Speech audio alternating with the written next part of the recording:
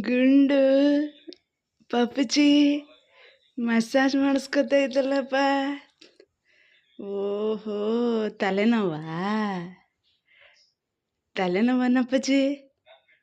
ನೋಡಿ ನೋಡಿ ಏನು ಸಖತ್ತ ಮಸಾಜ್. ಓಹೋ ಒಬ್ಬೊಬ್ಬ, ಯಾರಿಗೈತಿ ಸುಖ ನೋಡು. ಯಾರಿಗೂ ಇಲ್ಲ, ನಮ್ಮ ಅಪ್ಪಜ್ಜಿಗೊಂದೇ. ಅಪ್ಪಜ್ಜಿ ಗುಂಡು, ಓ ನೋಡಿಲ್ಲಿ ಗುಂಡು ಗುಂಡ ಮಸಾಜ್ ಮಾಡಿಸ್ಕೊತಿದ್ದಿ. ಒಬ್ಬೊಬ್ಬ.